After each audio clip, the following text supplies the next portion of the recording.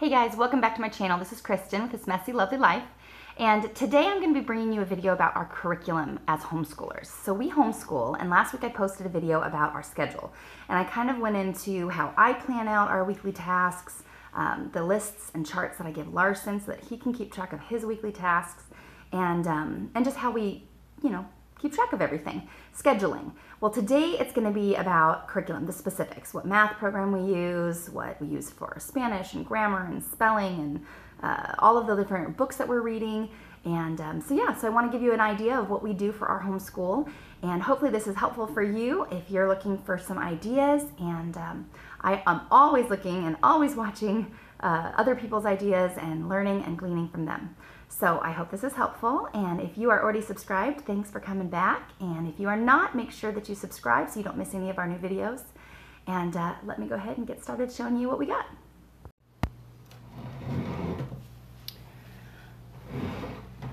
So to start with Bible, we are reading through the book of, since it got all rumpled up by the baby, but we are reading through the book of Mark and the book of Joshua for Year 4 students.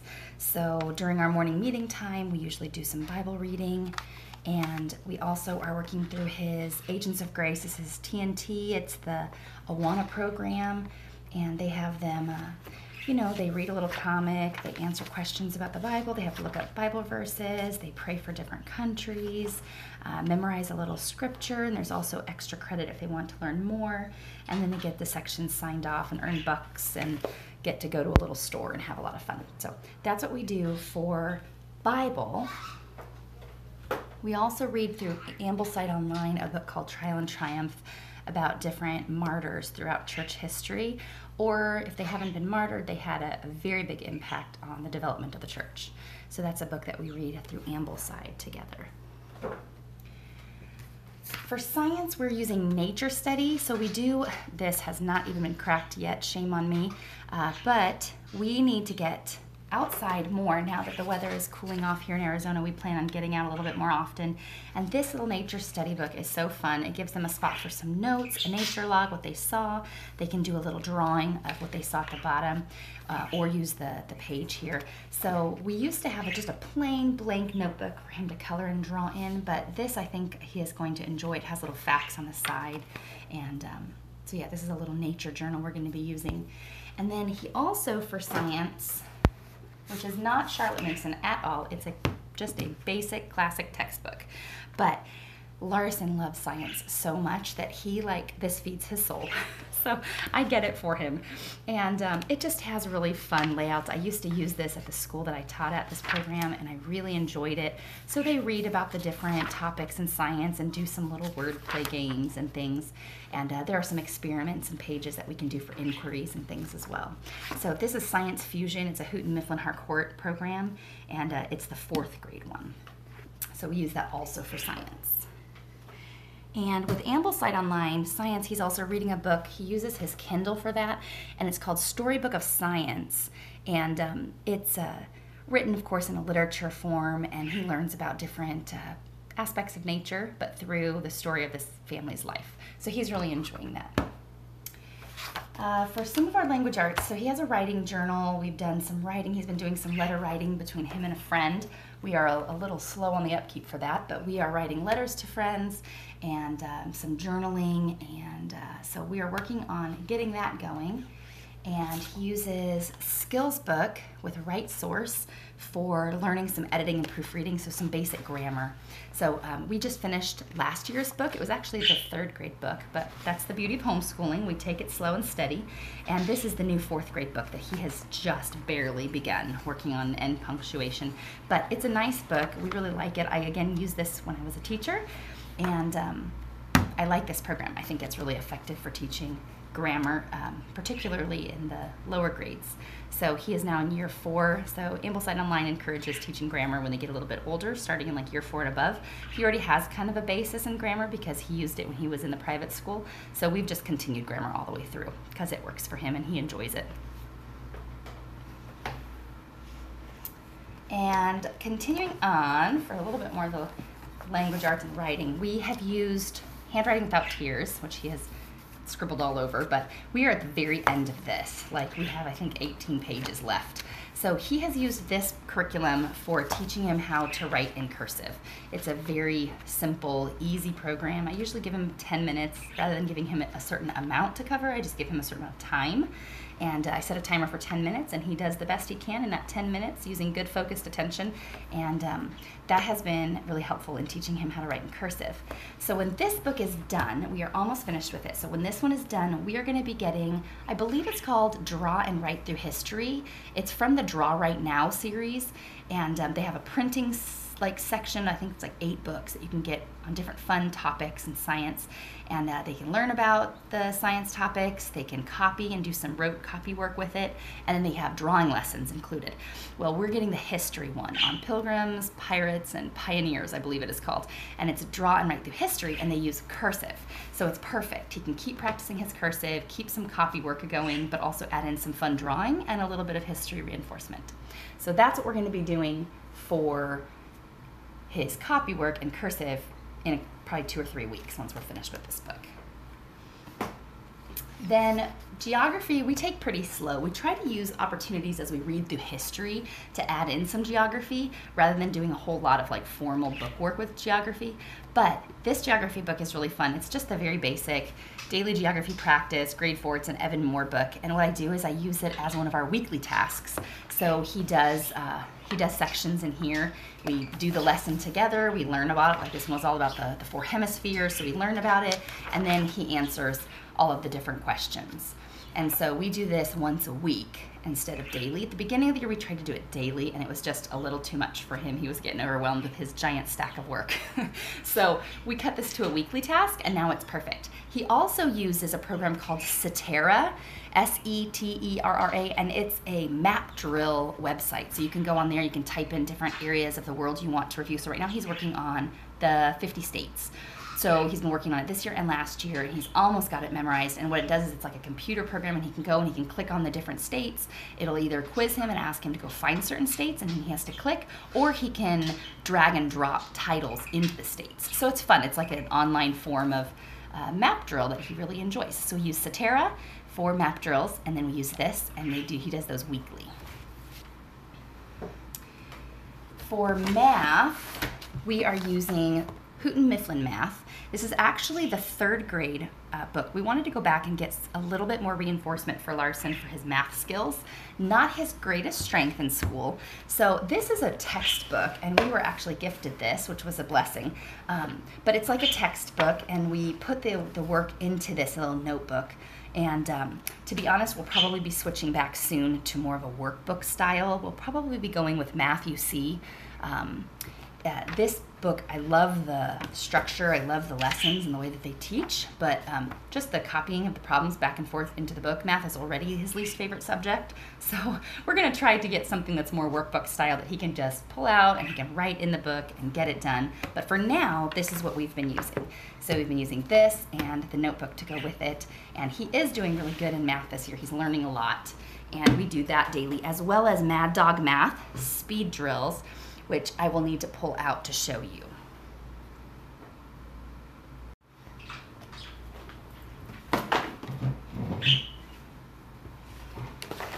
So in my teacher notebook, I have his Mad Dog Math, which we have not actually mastered very many of the multiplication tables.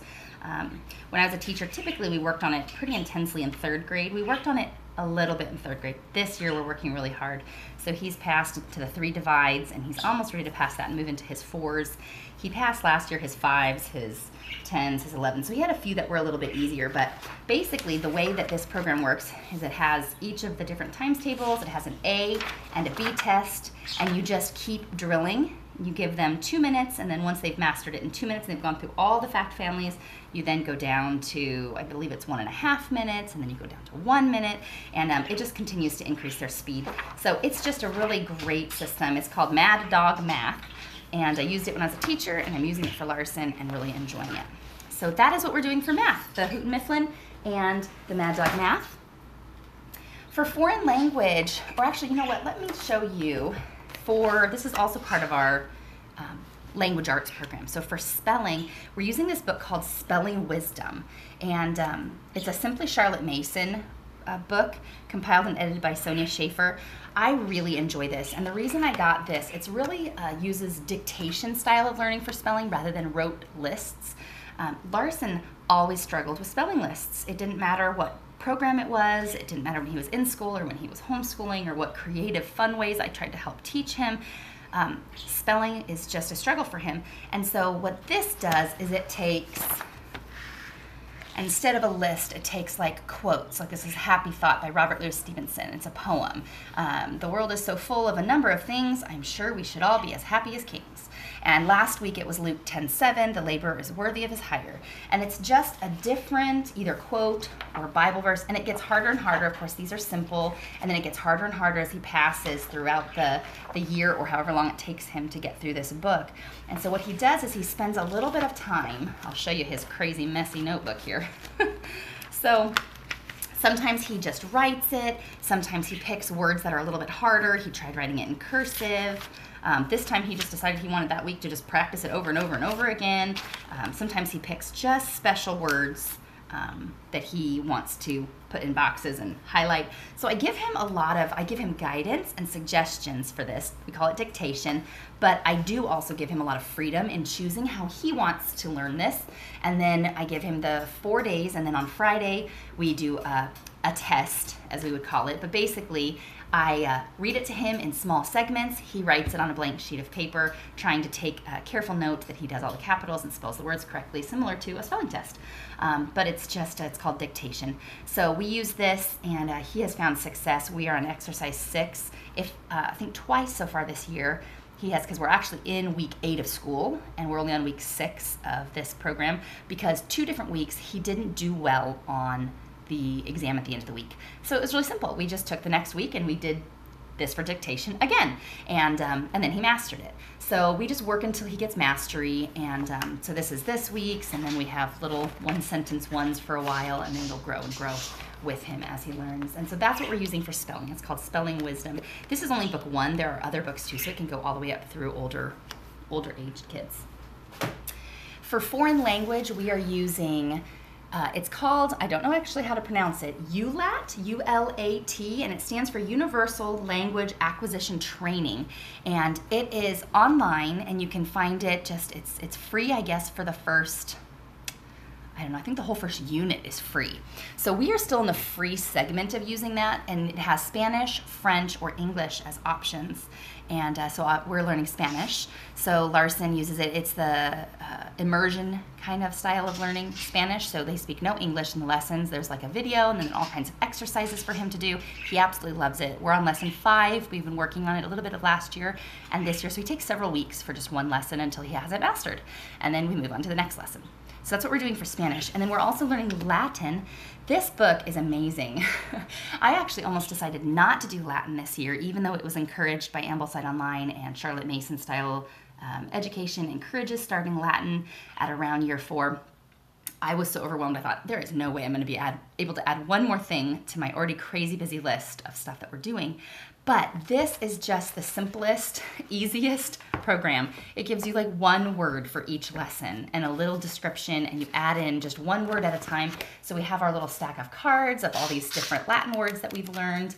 And then at the end of each lesson, there's a section of like exercises written in Latin, and then he translates them into English, and then we check and see how he did. So he does that in his little workbook here, and we are loving it. I knew no Latin at all, so we have literally learned word by word together through this program, and we're on lesson 25 now. So it's called Getting Started with Latin by William E. Linney, and it was cheap, and it's been super, super helpful. So that's what we're doing for foreign language, is Latin and Spanish. Now for Ambleside Online, here again is my sheet that my baby ripped up. But for Ambleside Online, for history, he reads one book called This Country of Ours on his iPad. We're doing our Trial and Triumph book for Bible time. We're reading this book called Poor Richard by James Dougherty, I believe is how you pronounce it. So it's the story of Benjamin Franklin's life.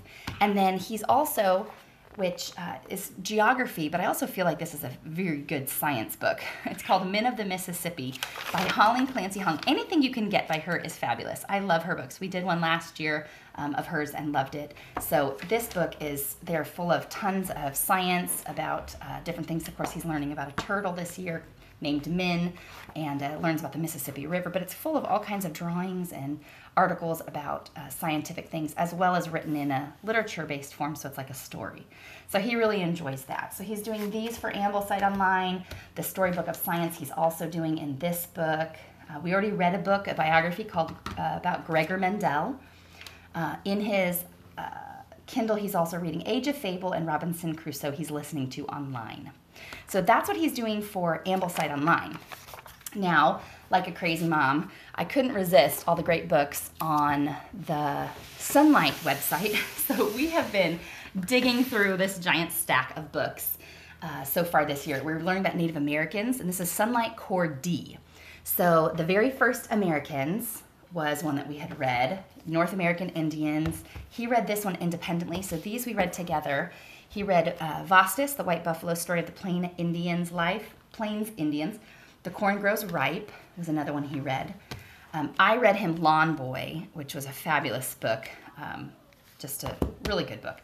And we are currently, so these are the ones he's done with. So he finished these, and now we are reading another Holly Clancy Hawling book, Tree in the Trail, also about Native Americans. And we are reading Walk the World's Rim together, Incans, Aztecs, and Mayans. And he is reading independently Squanto, Friend of the Pilgrims. And I'm going to be reading to him later on Pocahontas and the Strangers. And then we'll be starting The Witch of Blackbird Pond. And I'm almost done reading My Side of the Mountain just as a fun free read for him. And then we will be adding in some, probably Little House on the Prairie. So that is what we're using this year for 4th grade for Larson. So if you guys have any great suggestions of programs that you have loved, make sure to leave a comment. Let me know what you think. And again, thank you for coming. Thanks for subscribing. And I hope that you guys have a blessed day, and we will see you soon with a brand new video.